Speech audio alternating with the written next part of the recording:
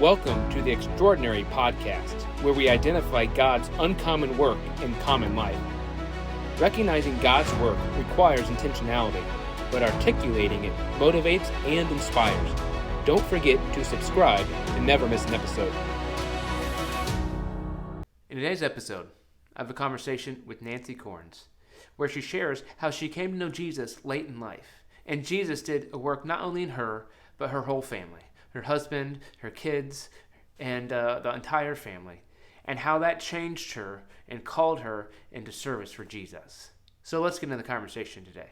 Nancy, thank you for taking time to be a guest on our podcast. We appreciate you taking time to share with us a little bit about you. Can you share, as we begin, a little bit about your work life? What jobs you had throughout your life? I began my work life when I was 17 years old. I graduated from high school at 17, and the usual thing was for all the ladies, all the girls, to work at Schaefer Pen in Fort Madison. But I was too young to work at Schaefer Pen because you had to be 18. So I found me a job at the Anthus Hotel and Coffee Shop. It was a waitress, the red and white plissé uniforms, and I don't think I was making maybe 75 cents an hour, if that much. But the big thing I remember about it is the rodeo was in town, and we had celebrities come to the rodeo. One year they had Gene Autry, but he wasn't there that year. But this year was Dale Robertson. And if I remember right, he was from Wagon Train, but I don't know, one of those westerns. And he came and sat at one of the tables I was assigned to, and he ordered eggs for breakfast. And I don't know how many times he wasn't pleased with the eggs. I had taken back to the kitchen. And after so long a time, he decided he would eat what was before him. And so I went to take the plate away, and he reached out and touched my hand. Here I was, small town Iowan, and this movie star from California touched my hand. But anyway, it seemed to please him, and that was kind of a thing that the family talked about. Then after that, I worked at Schaefer Pen until I got married. Charlie came home, and we were married in 2 weeks and went to California.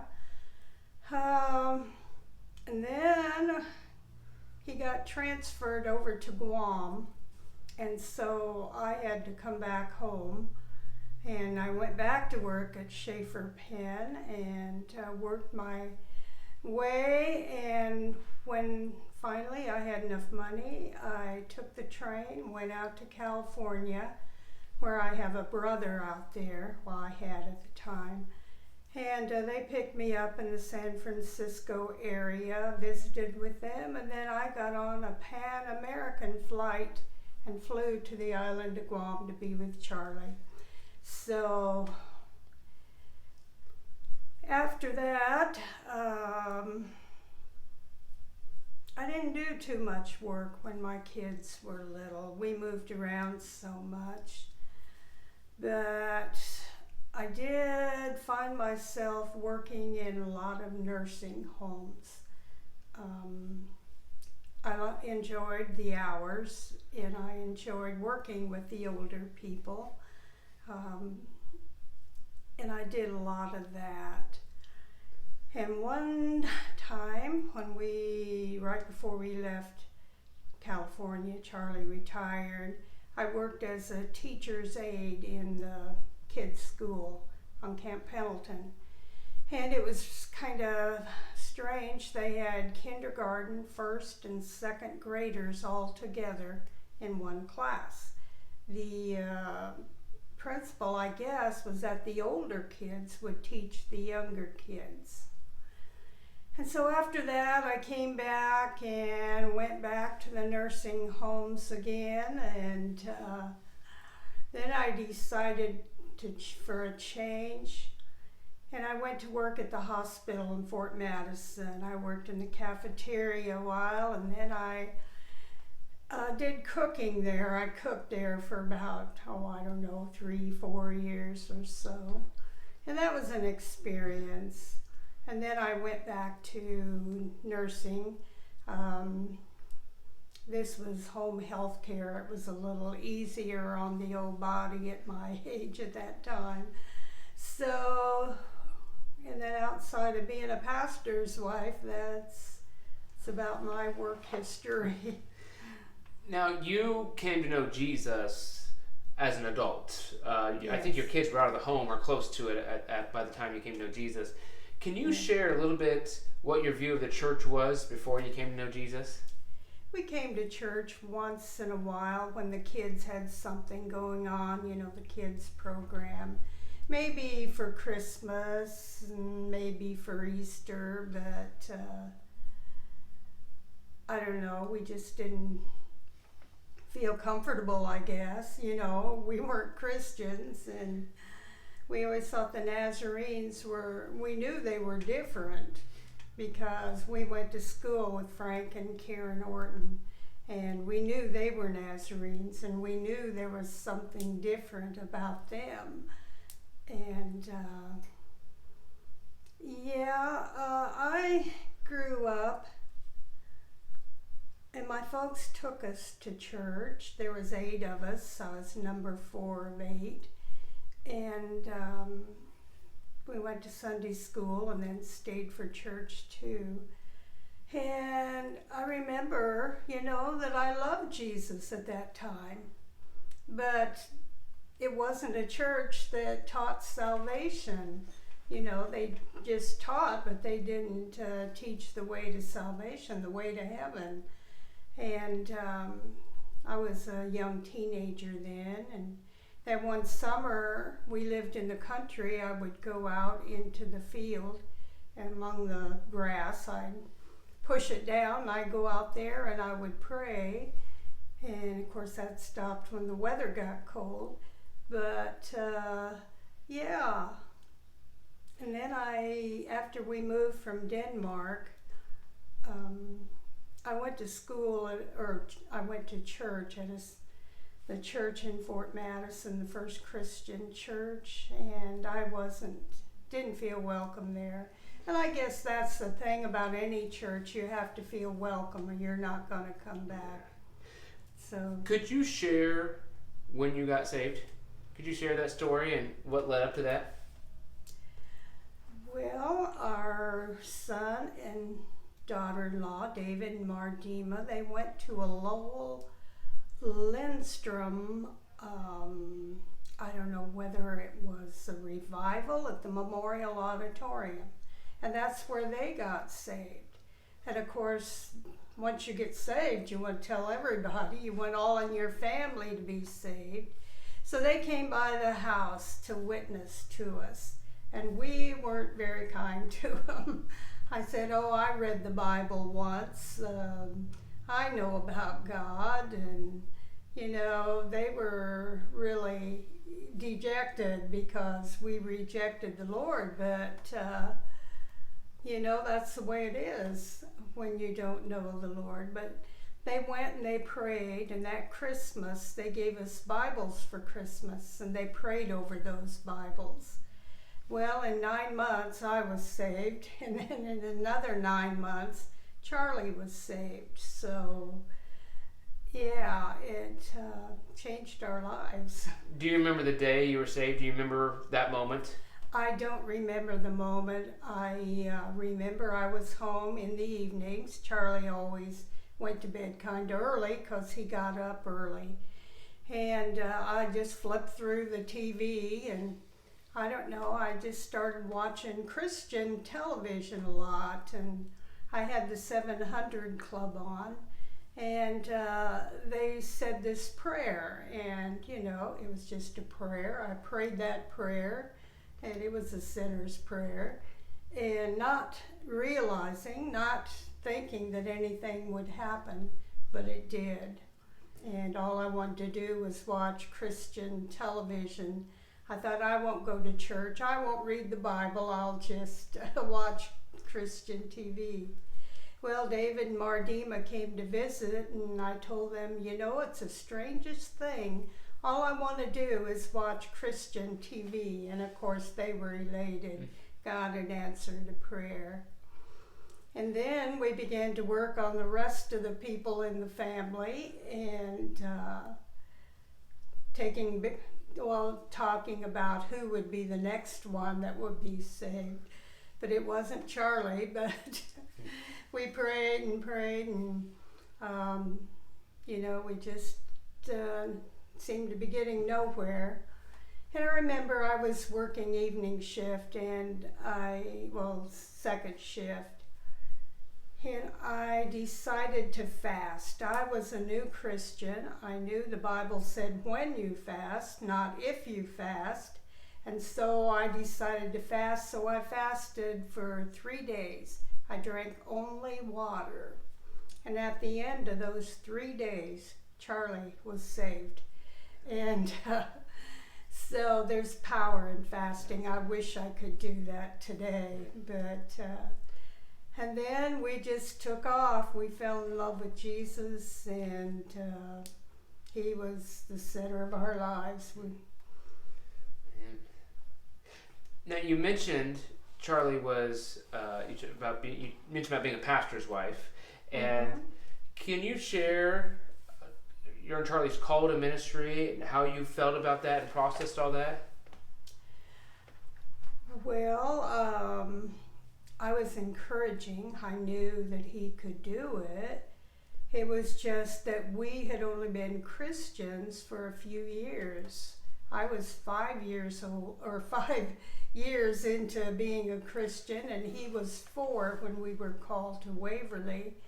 And we really had to pray about it, because some people have been Christians all their lives, and here we are, baby Christians. But the Lord gave me scripture from the 90th Psalm, the Psalm of Moses. Teach us to number our days aright, that we may gain a heart of wisdom. And also establish the work of our hands for us. Yes, establish the work of our hands. So I was pretty comfortable after that, and then we went to Waverly. And you were there for 10 years? About 10 years. And came back for health reasons. That was kind of why. He was. Yeah. And shortly after that, you guys were led to start the Shared Blessings Ministry. Yeah. Can you tell us what that is? And can you share the story of how you started it? Well, when we pastored in Waverly, we were super busy, a small church, and mostly older people, not all, but when we got there, they seemed to drop everything, and we were the custodians, we were everything, the preacher, the Sunday school teachers, the kids ministry, and we were just used to being super busy all the time. And when we came back to Burlington First in 2011, I believe, yeah, and we were wanting to serve the Lord. I did a children's church for several years, off and on, and we just felt like we needed to be doing something for the Lord instead of going to church on Sunday and coming home. So Pastor said one time, Pastor Vance said, when you see a need, meet that need. And so that's how we really started. We saw a need for clothing for some people in the church, and so we began it. it was just something I enjoyed doing. I had volunteered at the Salvation Army store in Fort Madison for several years, and I enjoyed that. So I pretty well had an idea of what to do, how to get started and everything. We started in the garage, and then winter came and we moved everything into the storage room there in the edge. We had a lot of help at that time. We had a lot of our small group at the time, but most of them have passed away. But that's just kind of how it started. We started giving away school supplies one year, and we had a lot of requests for school supplies, and it just became too much for us to do. Trying to get hold of people, you know, when you had their stuff ready, and yeah, so if someone is unaware of Shared Blessings, can you describe, if somebody were to come, what happens? we get here early, and Charlie used to sit at the desk there at the front, and he'd welcome everybody in, and he would ask them, you know, how many people they were going to get clothes for, so we could get an idea of how many people in the community we were serving. And everything's free, we tell them. We just ask that you take what you need and use what you take. It's just really grown, and we've helped a lot of people in the community. And it seems to keep growing all the time, so there is a big need out there. I would say last month, over 250 people were helped, and so somewhere 175 to 250 is kind of where it's been recently, from what I remember. Yeah. But it helps a lot of people, and you said everything's free. Mm-hmm. The edge is completely full. Like, yes. All the tables are out, the racks are out, and it's organized by gender, by age, by size, and in ways that, and it's clean, so it adds dignity. Like it's not something we're just throwing together and say, if you need it, come get it. It's a actively trying to serve the individuals that come. Yeah, we've had a lot of grandparents. They've been forced to raise their grandkids, and they have nothing for the kids. Some of the parents just leave. Mm-hmm. And we've helped a lot of people. Those in nursing homes, the workers will come and get clothes for the people in the nursing homes. We've just really reached all over Southeast Iowa, Mount Pleasant, Minneapolis, Illinois, Keokuk, Fort Madison, yeah. And I try to tell people who have never been, go experience it once. Mm-hmm. This last month, my mom happened to be in town, and she was blown away when she saw how much stuff there was, how organized it was, and just a way to serve the individuals. And I said, no, we don't even accept, if people want to give a cash donation, they can't. Like, now they can give it to the church, but on that day. Yeah. And so it's open from 8 a.m. to 2 p.m. on the second Saturday of the month, and it's just a way to serve the community. Yes. Yeah. Takes a lot of volunteers, of course. A lot of time, but we've really been blessed by the donations. We were down to almost nothing, and then here came this consignment store giveaway to us, and now we're overwhelmed with clothes again. But it's feels good to be able to help somebody, and it's from the church. I say it's not from us; it's from the church. And there are a few people from other churches that help consistently. Oh yeah. And so it's not like we're competing with other churches. No. Like we want to partner to serve our community. And so I just think that's great that there's a few others that we can just partner with. And Yeah, we've had coat drives from other churches that have brought, taken donations at their churches and brought them over to us. And then other times they've just taken up donations. We told them we were short of clothes, and they just donated them, asked the congregation to give, and yeah. And so I want to make sure people spread the word. If you know people in need, spread the word. If you know people who are looking for a place to donate clothes, direct them here. And if you're looking for a place to serve, this would be a wonderful place. Yeah. So it's and even if you need clothes, you can still serve. Sure. Right. But this is there is no smoke and mirrors. It's just we are just serving individuals that come. The only information you ask is the number of people that they're getting clothes for. You don't ask for their financial records, their address. No. You're not getting information for them because we're just serving. That's without right. any pretense, without any self-serving nature on our part. So I want to say thank you for you and Charlie and just how you led and built this ministry and just been a service to our community. So thank you for your years of service with this for getting close to 15 years it seems. 11 years. Oh, okay. So 11. Yeah. But one of the things that seemed to happen is you and Charlie were looking for a way to serve Jesus. Yes. Because you were like, well, we need to be doing something. Mm-hmm. So if someone, whether they're not serving Jesus or they're not doing as much as they could, or they're just struggling with what to do you have any words of encouragement or challenge for them?